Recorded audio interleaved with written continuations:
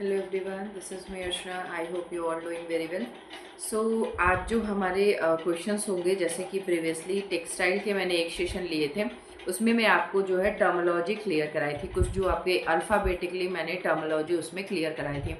तो एक दो टर्मोलॉजी आपके ए अल्फ़ाबेट से रह गए थे, उसको मैंने मेंशन किया है। So as we all know कि जो मेरी टाइमिंग होती है वो आपको जो पेपर फर्स्ट की मेरी जो क्लासेस होती है वो बेसिकली मैं आपकी इवनिंग में लेती हूँ, जो 6 डेज चलते हैं। एंड जो आपका संडे होता है उसमें हम करते हैं बेसिकली मैराथन। एंड आप इस चैनल को UGC NET by Archana ma'am को सर्च कर सकते हैं YT चैनल पे, यानी यूट्यूब चैनल पे सर्च कर सकते हैं एंड वहाँ से जा कर के इसे सब्सक्राइब कर सकते हैं। जो भी मेरे कंटेंट होते हैं वो मैं आपको बाइलिंगुअल प्रोवाइड करती हूँ, विच मीन्स आपके हिंदी और इंग्लिश दोनों ही लैंग्वेज में कंटेंट आपको देखने के लिए मिलते हैं। जो पेपर सेकंड होता है उसमें उसकी जो क्लास होती है मैं मॉर्निंग में लेती हूँ 11:30, यानी वो भी आपकी क्लासेस टोटल 6 डेज चलते हैं। जो संडे होता है उसमें हम करते हैं मैराथन।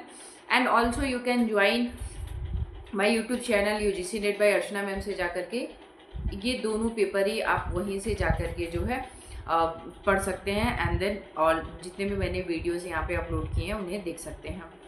ये भी कंटेंट हमारे बाइलिंगुअल जाते हैं, और जो हमारा संडे होते हैं उसमें हम PYQ से लेकर के थियरीज को कन्वर्ट करके मैं आपको जो है डिटेल में वो सेशंस आपको प्रोवाइड करती हूँ। ऑल्सो इस प्लेटफॉर्म पे यदि नए हैं तो subscribe, like, share and comment कर दें। इसमें हमने कल ऑलमोस्ट टर्मिनोलॉजी जो है जो ए अल्फ़ाबेट से आते हैं वो हमने क्लियर किए थे। आज हम बात करेंगे alphabet B and C, and कुछ ए के पार्ट्स रह गए थे वो मैंने इसमें इंक्लूड कर दिए हैं, तो हम साथ में इन दोनों को भी कवर करते चलेंगे। नाउ ये जो हमारी टेक्सटाइल है, ये बेसिकली जो NTA का सिलेबस गिवन है वो यूनिट 3 से बेसिकली टेक्सटाइल में टर्मोलॉजी गिवन है, यदि आपने सिलेबस को अच्छे से पढ़ा होगा तो। उसमें हम बात करेंगे जो बी आपके जो अल्फ़ाबेट्स है उसमें कौन कौन से ऐसे टर्मिनोलॉजीज आपके आते हैं।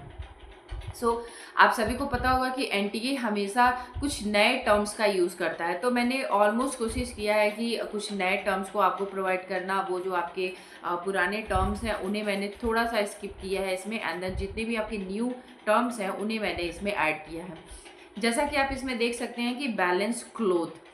बैलेंस क्लोथ आपने मे भी पढ़ा होगा, वार्प एंड वेफ्ट में भी पढ़ा होगा, बट मैंने एक थोड़ा सा आपका जो है चीज़ें क्लियर हो जाएं, आपका जो बिल्कुल इनिशियल स्टेज है वार्प एंड वेफ्ट को लेकर के वो क्लियर हो जाए, इसलिए मैंने बिल्कुल वन लाइनर यहाँ पे डाला हुआ है। एंड देन हम धीरे धीरे ग्रेजुअली जो है मूव करेंगे जो नए टर्मोलॉजीज हैं यहाँ पे। Balance diet, what is the balance diet? Balance cloth. A balanced cloth is weaving. Describe a fabric where the warp and weft yarn are of the same size and have the same number of threads per inch, resulting in a fabric with a balanced appearance and potentially greater strength. यानी इसमें जो मजबूती होती है वो बहुत अच्छी होती है। आप सिर्फ की पॉइंट पे ही फोकस करें। जो इसकी बैलेंस क्लोथ का मतलब क्या होता है, जिसमें जो वेस्ट वार्प होता है एंड द वेफ्ट होता है, ये दोनों यान होते हैं, और वेफ्ट को हम फीलिंग यान भी कहते हैं, यानी बेसिकली ये भरने के काम आता है, यानी भराव के रूप में भी इस यान का यूज़ किया जाता है। एज वी ऑल नो कि जो बच्चे नहीं जिनको पता है वो जान लें कि जो वार्प होता है वो इस तरीके का यानी लॉन्गिट्यूडनल चलता है, एंड वेफ्ट हमारा हॉरिजेंटल यान चलता है।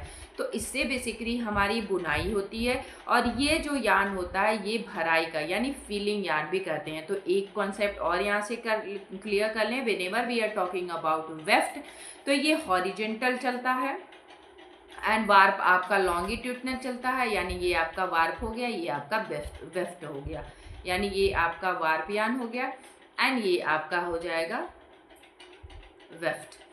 अब इन दोनों यान में जो है, अब एक चीज़ मैं ये भी क्लियर कर दूं कि ये जो एरिया होता है ये हमारा होता है ग्रेन। अब इस जो वार्प है इसमें जो आपके क्लोथ हैं वो कुछ मात्रा में, एंड द वेफ्ट में आपके थोड़े कम मात्रा में, और सबसे ज़्यादा यदि जो 45 डिग्री का एंगल्स बनाता है, यहाँ पे मैं यहाँ पे अच्छे से इसे ड्रॉ कर दे रही हूँ, यहाँ पे देखते हैं हम इसे। ये हमारा वार्प हो गया, ये हमारा वेफ्ट हो गया, और ये हमारा जाता है ग्रेन, यानी 45 डिग्री एंगल ये बनाता है। तो ये हमारा वार्प, वेफ्ट। वार्प का जो धागा होता है, यानी जो वार्प में यदि कपड़े को खींचा जाए, यानी लंबवत कपड़े को यदि खींचा जाता है तो वो कम मात्रा में जो है खींचता है। वेफ्ट में उससे भी कम मात्रा में खींचता है। लेकिन जब हम ग्रेन, इस एरिए को हम ग्रेन कहते हैं, यानी जो 45 डिग्री एंगल पे बनाता है वो हमारा ग्रेन होता है, जिसमें धागा अधिक मात्रा में, या फिर जो क्लोथ है या जो फैब्रिक है वो अधिक मात्रा में खींचता है। इसमें दो तीन की पॉइंट्स ये हो गए आपके। दूसरा आपका इसमें आएगा कि जो जो थ्रेड होता है, जो सेम नंबर ऑफ थ्रेड पर इंच, यानी यदि 1 इंच ये फैब्रिक है तो इसमें वार्प का धागा एंड वेफ्ट का धागा, वार्प एंड वेफ्ट दोनों ही धागे आपके सेम नंबर में हो गए। यदि आपने 5 जो है वार्प के धागे यूज़ किए हैं तो 5 ही आपके वेफ्ट के भी धागे होने चाहिए, यानी इक्वली जो है ये होते हैं। Resulting in the balance appearance, potential and greater, इसमें जो स्ट्रेंथ होती है वो बहुत ही अच्छी होती है। सो आई होप आपको जो है इससे टर्म्स क्लियर होते चले होंगे। यानी वार्प का जो धागा होता है उसमें कम खिंचाव, वेफ्ट के जो धागे होते हैं उसमें और कम खिंचाव, लेकिन जो ग्रेन में यदि क्लोथ को खींचा जा रहा है तो उसमें अधिक खिंचाव होता है, एंड ये 45 डिग्री एंगल्स को बनाता है। जो वेफ्ट का धागा है इसे हम फिलिंग यार्न भी कहते हैं। और ये जो वार्प एंड वेफ्ट है वो बैलेंस क्लोथ कैसे बनाते हैं, या पर इंच, यानी 1 इंच में जितने वार्प के धागे होंगे उतने ही वेफ्ट के धागे होंगे, जिन्हें हम बैलेंस क्लोथ कहते हैं। नाउ आगे मैंने वार्प एंड वेफ्ट क्या है, जो बच्चे इनिशियली जो अभी इस साल उनका प्रिपरेशन होगा वो ये समझ ले।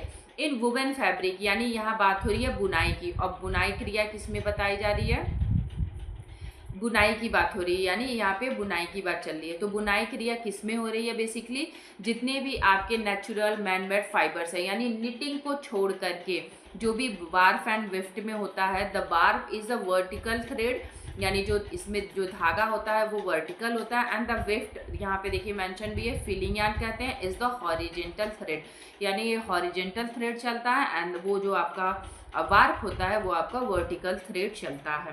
And weft is also known as filling yarn. Balance weaves आपके जो विविंस होते हैं। अब balance weaving also sometimes called 50-50 plain weave, यदि 50-50 प्लेन वेव से भी नाम आ जाता है तो हमेशा याद रखें कि ये बैलेंस वीविंग की ही बात कर रहा है।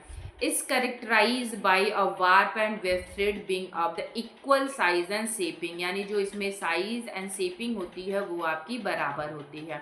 सो यहाँ से 2 टर्म्स क्लियर हो गए हैं आपके। यानी यदि 50-50 प्लेन वीव की भी बात कर रहा है तो आप एक ही चीज़ समझें कि यहाँ पे बैलेंस फैब्रिक की ही बात कर रहा है, या फिर बैलेंस वीविंग की बात कर रहा है, या बैलेंस वीव्स की बात कर रहा है। सो स्ट्रेंथ एंड अपीयरेंस, सो मैंने प्रीवियसली बताया आपको कि बैलेंस यदि वीविंग है आपकी तो जनरली जो है स्ट्रॉन्गर होती है देन द अनबैलेंस वीविंग। तो मैंने जो बैलेंस आपके वेव्स हैं उसके बारे में भी यहाँ पे मेंशन किया हुआ है, नीचे आप देख सकते हैं ये point. And they often have a more even and visually appealing appearance, यानी इसमें जो अनबैलेंस फैब्रिक होते हैं उसमें आपको जो है जो उसके भराव है, या फिर जो यान के आपके जो है धागे हैं वो आपको इक्वल फॉर्म में नहीं देखने के लिए मिलेंगे, जिसकी वजह से जो है उसके जो अपीयरेंस है वो आपको इक्वली नज़र नहीं आते हैं, यानी उन कपड़ों में जो है रिदम प्रॉपर वर्क नहीं करता है। कुछ मैंने एग्जांपल्स यहाँ पे मेंशन किए हैं, जैसे आपके plain weaves and basket weave जो होती हैं कैन एग्जांपल ऑफ बैलेंस आपके वीव्स, यानी जितने भी आपके बैलेंस बुनाई है, बैलेंस आपकी वीविंग होती है वो आपके प्लेन एंड बास्केट वीविंग में देखने के लिए मिलती है। Now next moving on unbalanced weaving. In contrast, unbalanced weave have a warp and weft thread that different in size or shaping, leading a fabric that may be warp dimension or weft dimension, यानी इसके विपरीत असंतुलित बुनाई में ताने और बाने के धागे का आकार अंतराल में भिन्न होता है। सो मैंने प्रीवियसली बताया कि जो अनबैलेंस्ड क्लोथेस आपके होते हैं उसमें या तो वार्प के जो है यान अधिक होंगे या वेफ्ट के यान अधिक होंगे, या ऐसा भी हो सकता है कि वेफ्ट के यान अधिक हैं या फिर वार्प के यान अधिक है। यानी इनमें जो वार्प एंड वेफ्ट के धागे यूज़ किए जाते हैं, यान यूज़ किए जाते हैं, वो अनइक्वल होते हैं, यानी उनमें अनइक्वलिटी देखने के लिए मिलती है। सो समटाइम्स इसमें वार्प की अधिकता अधिक हो जाएगी, वार्प यान जो है उसकी अधिकता हो जाएगी, या फिर वेफ्ट यान की अधिकता देखने के लिए मिलती है। इस वजह से जो क्लोथेस होते हैं वो अनबैलेंस्ड देखने के लिए मिलते हैं, विच मीन्स इनमें रिदम नहीं होती है। सो एक नोट डाउन और आप कर लें कि इनमें जो है हिंदी में इन्हें हम लयबद्धता नहीं होती है, यानी लय की इसमें, रिदम की इसमें जो है कमी होती है।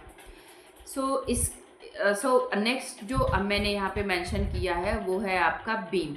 What is the beam? Beam क्या होता है बेसिकली, इसको हम समझेंगे। A beam is a cylinder typically made from the wood और मेटल। ये किसके बने होते हैं?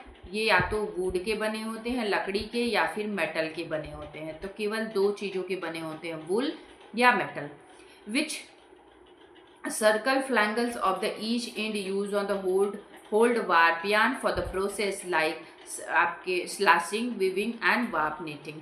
इसमें किस में काम आते हैं? स्लैशिंग में, वीविंग एंड वार्प नीटिंग में। इनका बेसिकली पर्पज क्या है? The primary functions of weave is hold and manage warp yarn. इनका प्राइमरी फंक्शन ही यही है कि वार्प यार्न को बेसिकली ये होल्ड करते हैं, उन्हें मैनेज करते हैं। Which are the thread that run lengthwise in woven fabric. जो थ्रेड्स होते हैं वो लेंथ वाइज जो है वुवन फैब्रिक पे जो है रन करते हैं। इसका मैंने फिगर भी मेंशन किया है यहाँ पे कि ये आपके हो गए जो बीम्स होते हैं। इस पे जो धागे होते हैं वो इस तरीके से कुछ लिपटे होते हैं, जो लेंथ वाइज लिपटे होते हैं। ये भी आपको पूछ सकता है एग्जाम में कि जो बीम है उस पर जो धागे उस पर रन करते हैं वो कैसे करते हैं, आपके हॉरिजेंटल करते हैं, लॉन्गिट्यूडनल करते हैं, या फिर आपके लंबवत करते हैं। तो आप एक चीज़ याद रखें कि बीम जो होती है आपकी वुड की यानी लकड़ी की भी हो सकती है, एंड ये आपके मेटल्स के भी हो सकते हैं। तो अभी तो मॉडर्न जो टेक्सटाइल है उसमें बीम का जो यूज़ किया जाता है वो बेसिकली आपके मेटल के ही बने होते हैं। सो इनमें जितनी भी आपके धागे होते हैं वो लॉन्गिट्यूडनल जो है उस पर लपेटे हुए होते हैं, और जब ये धागे निकलते हैं तो लॉन्गिट्यूडनल ही यहाँ से इस तरीके से धागे निकलते हैं, एंड वीविंग की क्रिया यहाँ पे होती है। Now next one is warping. The process of binding warp yarn on to a beam is called warping और बीमिंग। तो एक चीज़ और आप याद रखें कि बीमिंग एंड वार्पिंग दोनों ही एक ही वर्ड है, लेकिन कभी बीमिंग पूछ देता है आपसे, कभी वार्पिंग पूछ देता है, तो दोनों ही चीज़ आप याद रखें। एक बीम पर ताना, सो मैंने पहले बताया ताने धागे की बात हुई, ताना धागे लपेटने की प्रक्रिया को वार्पिंग या वीविंग कहते हैं। So whenever examiner asking to you warping and weaving, तो बोथ आर एक ही है आपका, इसमें आप कंफ्यूज ना हो। It is warping which means आपका बीमिंग हो गया, या बीमिंग आपके जो है वार्पिंग का रोल करता है, यानी दोनों का नाम ही एक ही है। जिसमें जो बीम होता है, बीम पे ताने में जो है धागा लपेटा जाता है, वो लपेटने की क्रिया को बेसिकली हम वार्पिंग कहते हैं या फिर बीमिंग कहते हैं। आई रिपीट अगेन, जो बीम है जो हमने प्रीवियसली यहाँ पे देखा, ये देखा, तो इस पे जब हम धागे को लपेटते हैं यानी ऐसे लपेटा जाता है, इसे हम वार्पिंग या फिर हम बीमिंग क्रिया कहते हैं। Next one is slashing. Slashing is the process where the warp yarn on the beam are arbitrated with the sizing agent improve their strength and the durability before weaving। यानी उनकी strength and durability देखी जाती है बुनाई करने से पहले, यानी बिफोर वीविंग ये जो है इन पे देखी जाती है कि वो कितने ड्यूरेबल हैं और कितने मजबूत हैं। स्लैशिंग एक ऐसी प्रक्रिया है जिसमें बीम पर ताने के धागे को बुनाई से पहले उनकी मजबूती और स्थायित्व को बेहतर बनाने के लिए साइजिंग एजेंट से उपचारित किया जाता है। यानी एक साइजिंग एजेंट होता है जिन्हें लगाया जाता है, जिन्हें हम सीजिंग एजेंट भी बोलते हैं, जिन्हें लगाया जाता है, और बीम पर लपेटने से पहले उन्हें देखा जाता है। जब उस एजेंट को अप्लाई कर दिया जाता है उसके बाद ही बीम पे लगाया जाता है, सो दैट वो एक जो भी उसके अंदर इम्प्योरिटीज़ हैं वो ख़त्म हो जाएं, एंड जो मजबूती एंड जितने भी अस्थायित्व हैं उनको बेहतर बनाने के लिए बेसिकली किया जाता है। Now next one is beating up. The last operations of the loom is weaving, in which the last peak insert in the fabric of beat into position is in the presiding peak, usually by a comb like device called is reed, जिन्हें हम read के नाम से भी जानते हैं. सो beating up बुनाई के करघे का अंतिम ऑपरेशन है, यानी जब वीविंग कंप्लीट हो जाती है तो सबसे लास्ट में आपकी बुनाई जब कंप्लीट हो जाती है तो सबसे लास्ट में आपका आता है ये बिटिंग अप.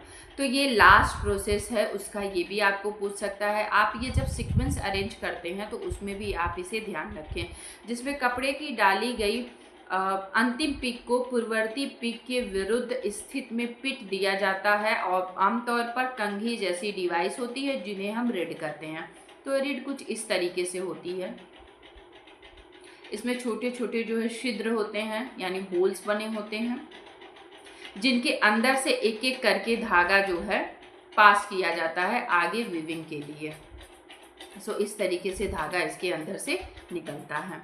वीविंग प्रोसेस तो सभी को पता होगा. वीविंग प्रोसेस क्या है? वीविंग इन्वॉल्व अ इंटरलेसिंग वार. अब जब भी इंटरलेसिंग की बात करें, मैंने इसीलिए एक एक वर्ड यहाँ पे मेंशन किया है, वो लेंथ वाइज होती है. Whenever we are talking about interlacing warp तो लेंथ वाइज होगी, और वेफ्ट जो होता है आपका वो क्रॉस वाइज आपके थ्रेड हो गए टू क्रिएट फैब्रिक. बुनाई प्रक्रिया बुनाई में कपड़ा बनाने के लिए ताना लंबाई में और बाना क्रॉस वाइज धागे को आपस में जोड़ता है, जिसके कारण क्या होता है? वीविंग का प्रोसेस स्टार्ट होता है. नाउ अब जो हम बात करेंगे वो है पिक. क्या पिक क्या होता है? Each weft thread insert cross the warp is called pick.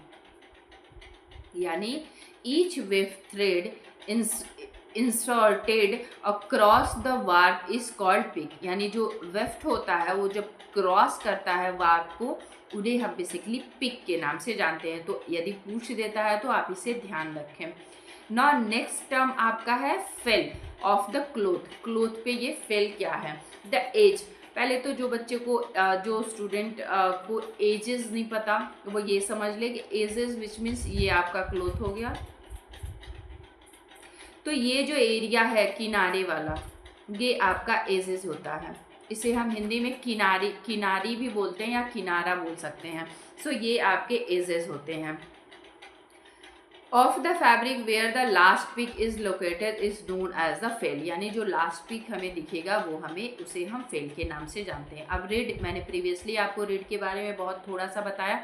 जैसे कॉम लाइक डिवाइस होती है, is use to push the pick into the place. यानी रीड मैंने प्रीवियसली यहाँ पे बताया है, ये इस तरीके की होती है. ये कॉम की तरह आप देखेंगे तो कॉम ऐसे होता है ना, जिससे हम कॉमिंग करते हैं हेयर की, उस तरीके से होता है. अब इसका एक और रोल है, उसमें क्या होता है? यदि यही रीड को कॉम्बिंग क्रिया में पूछ देता है तो वो कुछ इस तरीके से रीड आपका बन रहा है. यानी ये इस तरीके से धागा जो है जा रहा है. तो इसमें ये देखेंगे कि इसमें जो धागे हैं, यानी जो यान है, वो आपके इक्वली रूप से जा रहा है. आपके जो है इसमें जो आपके फिलामेंट धागे हैं वो जाएंगे, एंड जो स्पर्न यान है वो आपके छूट जाएंगे. या फिर यदि केवल स्पर्न यान की वीविंग हो रही है तो आपके स्पर्न यान भी उसमें जो है मिलते हुए आगे बढ़ जाएंगे. यानी यहाँ पे जो है इक्वालिटी, यानी समांतर धागे जो हैं वो समांतर रूप से आगे प्रोसेस होते हैं वीविंग के लिए. Now next one is bio components. Yarn, spun और filament yarn two generative fibres of two variants of the same generative fibres. यानी द्विघटक यान कौन कौन से थे? Whenever we are talking about bio components yarn, तो इसमें आपके यान स्पन यान भी आ जाते हैं एंड फिलामेंट यान आ जाते हैं. तो जिन बच्चों को स्पर्न यान नहीं पता है वो मैं बता दूं कि स्पर्न यान विच मीन्स आपके जितने छोटे फाइबर्स होते हैं, जैसे आपके कॉटन हो गए, हेम्प हो गए, ये सब आपके स्पर्न यान में आते हैं. और आपके जो फिलामेंट है, इसमें आपके सबसे पहले नंबर पे आते हैं आपका रेशम आ जाता है, सिल्क आ जाता है, ये आपका फिलामेंट यान है. इसके अलावा जितने भी मैन मेड फाइबर्स हैं, सिंथेटिक फाइबर है, वो सब आपके फिलामेंट यान में आ जाते हैं. सो यान दो समांतर फाइबर या एक ही सामान्य फाइबर के दो प्रकार के काता या फिलामेंट यान हो जाती हैं. नेक्स्ट हम बात करेंगे बाय डायमेंशनल. यानी नाम से ही होता है बाय डायमेंशनल, या इसका जो डायमेंशन है वो दो तरीके से होगा. Fabric having a reinforcing fabric 2 dimension in the warp machines and direction of the feeling cross machines यानी डायरेक्शंस यानी द्विदिशात्मक कपड़ा, एक कपड़ा जिसमें दो दिशाओं की सुदृढ़ीकरण फाइबर होते हैं, यानी इनमें दो होते हैं, जैसे यानी ताना मशीन्स दिया और भरने में आपके क्रॉस मशीन्स होते हैं, ये दोनों हमें जो है बाय डायमेंशनल बोला जाता है। ऐसे जो वर्ड्स होते हैं इन्हें हम बाय डायमेंशनल्स कहते हैं। Now next one is blending, loss of color by a fabric of yarn when immersed in water or solvent or similar liquid medium as a result of improper dyeing of or the use of dyeing of poor quality। यानी जब भी हम बात करते हैं bleeding की तो इसमें हिंदी में देखिए लिखा है रंग उड़ाना, यानी पानी में विलायक या इसी तरह के तरल पदार्थ में डूबे हुए रहने पर कपड़े या धागे का रंग उड़ जाता है। या आपने अक्सर ये चीज़ आप कॉटन पे देखेंगे कि जब भी कॉटन को आप जो है डीप सोक के लिए रख देंगे एंड देन जब आप उसको वॉशिंग करते हैं तो वो जो अपने कुछ कलर जो है निकालता है। जो अनुचित रंगाई या आपके जो है पुअर क्वालिटी वाले रंगों के उपयोग के परिणाम स्वरूप होते हैं। तो ऐसे जो क्लोथेस होते हैं इन्हें हम ब्लेंडिंग क्लोथ कहते हैं। यानी ब्लेंडिंग का मतलब यहाँ पे है कि लॉस ऑफ कलर, कब कलर होते हैं ये लॉस, आप जो है उन्हें कभी कभी आपने देखा होगा कि कुछ क्लोथेस आपने पहने हैं एंड देन आपके बॉडी में ही वो कलर आपको देखने के लिए मिलते हैं, विच मीन्स आपने रेड कलर का कोई क्लोथेस डाल लिया एंड उसकी जो कलर जो है वो निकलने वाला है कॉटन का। सो हम बात कर रहे थे ब्लीडिंग। तो ब्लीडिंग क्या होता है हमारा, जो भी हमारे जो फाइबर्स होते हैं आपके, उनमें यदि आप जो कुछ समय तक उन्हें यूज़ करते हैं तो उनमें से जो है जो अनुचित रंगाई है या फिर जो उनमें जो पुअर क्वालिटी के कलर्स हैं वो आपके जो है वस्त्र से निकलने लगते हैं। और कभी कभी आपको देखेंगे कि आपने यदि वस्त्र वो पहने हैं तो आपके बॉडी पे भी वो कलर आपको देखने के लिए मिलते हैं। या फिर यदि डीप सोक के लिए रख देते हैं, ये अक्सर आपके कॉटन के कपड़े में देखने के लिए मिलेगा, तो डीप सोक के लिए रख देना है तब भी ये आपके जो है वो कलर आपके निकलते हैं वहाँ से। Next one is blend. So blend का मतलब होता है आपका हिंदी में यहाँ पे है मिश्रण, किस किस चीज़ों का, अ yarn combined with the two or more staple fiber of combinated in the textile process of producing spun yarn, या फिर a fabric that contained a blended yarn in a both warp and filling directions। यानी एक धागा जो तब प्राप्त होता है जब दो या दो से अधिक स्टेपल फाइबर जिन्हें हम स्पन कहते हैं यान बनाने के लिए एक कपड़ा प्रक्रिया में मिलाया जाता है। सो ब्लेंड फाइबर कौन कौन से होते हैं, जब सारे जितने भी आपके स्पन यान्स हैं, एक या एक से ज़्यादा स्पन यान को एक में मिलाया जाता है एंड देन उनसे फाइबर क्रिएट किया जाता है। सो या फिर एक कपड़ा जिसमें ताना और भरने दोनों दिशाओं के में एक मिश्रित धागा होता है, यानी ताना और बाना दो भरने की दिशाओं में एक आपका मिश्रित धागा होता है। तो ये धागे भी आपके जो है, जैसे ताना और बाना दो धागे हैं तो आपने दोनों या तो दोनों कॉटन के लेंगे आप या दोनों पॉलिस्टर के हो सकते हैं। इसमें यदि आपने कोई कॉटन या कोई पॉलिस्टर का ले लिया तो ये भी आपके ब्लेंड धागे में ही आते हैं। तो दो कॉन्सेप्ट क्लियर कर लें, यदि एग्जामिनर दोनों पूछता है तो दोनों का ध्यान रखें। विच मीन्स ब्लेंड यार्न का मतलब होता है कि यदि आपने स्टेपल फाइबर, दो या दो से अधिक स्टेपल फाइबर को आपने एक साथ जो है मिला दिया है और उससे आप फाइबर क्रिएट करते हैं, तो ये आप फैब्रिक क्रिएट करते हैं, तो ये आपके ब्लेंड यार्न में आ जाता है। साथ ही साथ यदि आपने ताने और बाने के धागे लिए तो हैं बट उसमें आपने कॉटन और पॉलिस्टर के धागे को मिक्स कर दिया है, तो ये भी आपके मिश्रित धागे में आ जाते हैं। Now next one is blending, क्या होती है, यानी मिश्रण।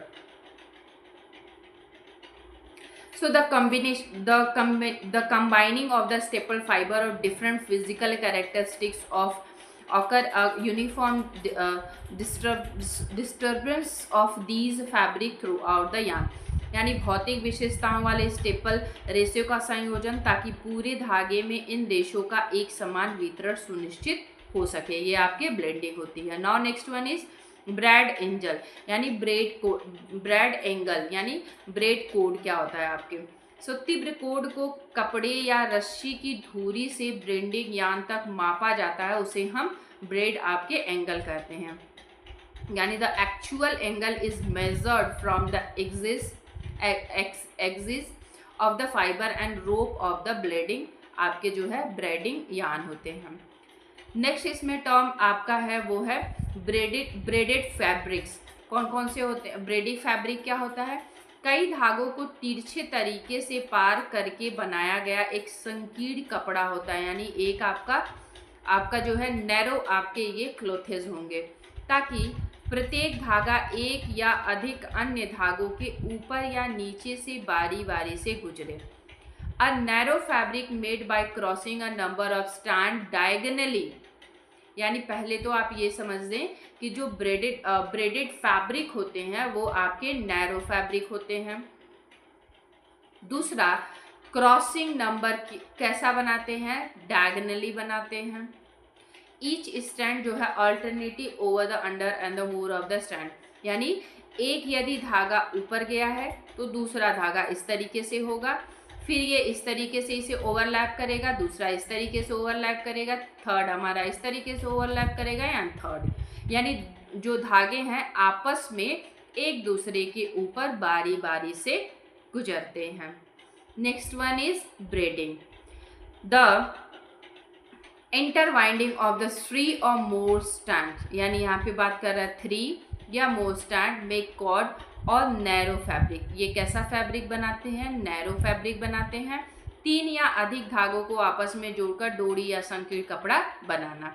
इसमें अब जब भी हम ब्रेडिंग की बात करते हैं तो इसमें 3 यानी 2 धागे नहीं होंगे आपके, इसमें 3 यान होंगे और ये 3 यान आपके ऐसे ट्विस्टिंग किए होंगे और इसके अंदर भी आपको यान देखने के लिए मिल सकते हैं। इस तरीके से ट्विस्टिंग करते हुए ये यान हो सकता है, इस तरीके से ट्विस्टिंग करते हुए ये यान हो सकता है। सो 3 या अधिक धागों को आपस में जोड़कर डोरी या संकीर्ण कपड़ा बनाया जाता है। Next one is break factors. क्या होते हैं?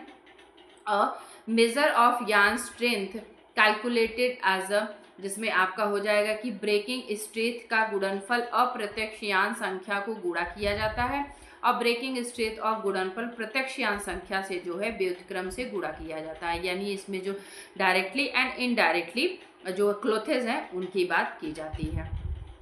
ब्रेकिंग स्ट्रेंथ क्या होता है?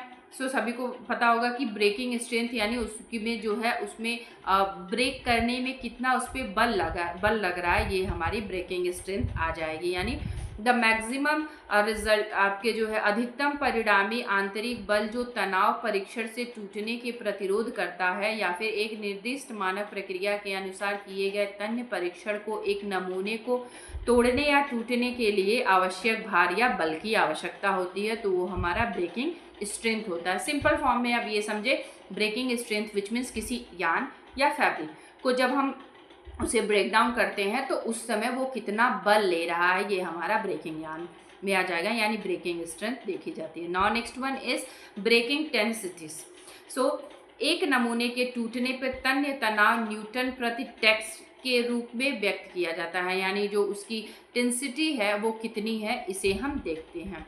नेक्स्ट वन इज आपके आ जाएंगे broad cloth, a fabric so named because it is a woven in the width actually 29 inch, यानी इसमें जो कपड़ा बनाया जाता है वो अधिकतम 29 इंच का होता है, यानी 29 इंच से अधिक चौड़ाई में बुना गया कपड़ा होता है, यानी 29 इंच जो है इससे अधिक का बुना हुआ जो कपड़ा होता है उसे हम ब्रॉड क्लॉथ कहते हैं। Next one is broad goods. Broad goods क्या होते हैं? 18 इंच या इससे अधिक चौड़ाई वाले बुने हुए कपड़े को हम बेसिकली ब्रॉड गुड्स कपड़े कहते हैं। वुवन फैब्रिक 18 इंच और मोर इन विथ, यानी जो 18 इंच का कपड़ा या उससे अधिक चौड़ाई बनाता है इसे हम कहते हैं ब्रॉड गुड्स, और जो आपका कपड़ा 29 इंच से अधिक चौड़ाई में बुना जाता है उसे हम कहते हैं broad cloth. Next is broken end, कपड़े में टूटा हुआ बिना बंधा हुआ ताना धागा। बात हो रही है ताने धागे की, यानी आपका जो वार्प यान है।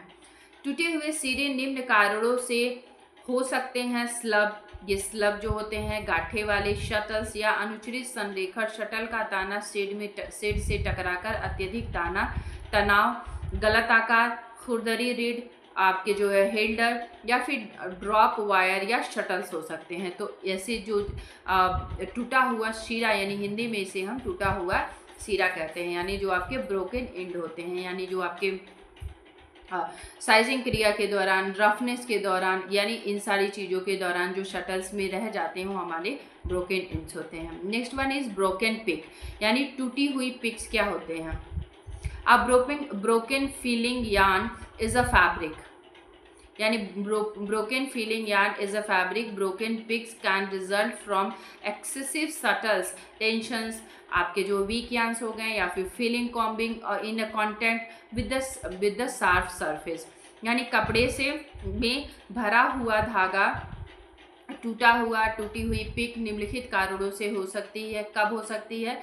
जब शटल में यदि तनाव हो या कमज़ोर हो धागा हो, यानी जो धागा है उसके अंदर जो कमजोर यानी वो वीक है, किसी नुकीली सतह के संपर्क में आने वाली फीलिंग्स ये हो सकती है। अब जो इसमें अल्फ़ाबेट शी है उसको हम कल की क्लास में कवर करेंगे, एंड मैंने पूरा यहाँ पे मेंशन किया हुआ है, ये कल की क्लास में मैं आपको कवर करा दूँगी। सो thank you, thanks for watching. And आप यदि इस प्लेटफॉर्म पे नए होंगे तो इसे आप subscribe, like, share and comment करिएगा। And also you can join my YouTube channel, जहाँ पे मैं आपको UGC NET by Archana ma'am से मिल जाऊंगी। YT पे आप जाकर के सर्च कर सकते हैं। एंड उसके अलावा मैंने यहाँ पे 90+ वीडियोस जो हैं अपलोड कर दिए हैं। सो आप अपनी आवश्यकता अनुसार यहाँ पे विजिट करें, एंड देन इन सारी वीडियोस को भी आप रेफ़र कर सकते हैं। सो thank you, thanks for watching. कल मिलते हैं नेक्स्ट टॉपिक में, नेक्स्ट वीडियोज़ के साथ। एंड तब तक के लिए आप जो है अपने प्रिपरेशन करते रहें। जिस भी आपने एग्ज़ामिनेशन का प्रिपरेशन कर रहे हैं हायर एजुकेशन में, आप एकदम फोकस्ड होके अपने चीज़ों को, अपने जो भी सब्जेक्ट हैं आपके पर्टिकुलर, जो आपके स्पेसिफिक सब्जेक्ट हैं, एज वेल एज जो आपके फर्स्ट पेपर हैं, उनको जो है आप बहुत ही फोकस्ड होके उसमें डीप जो है नॉलेज को अर्न करें। So thank you and take care, bye bye.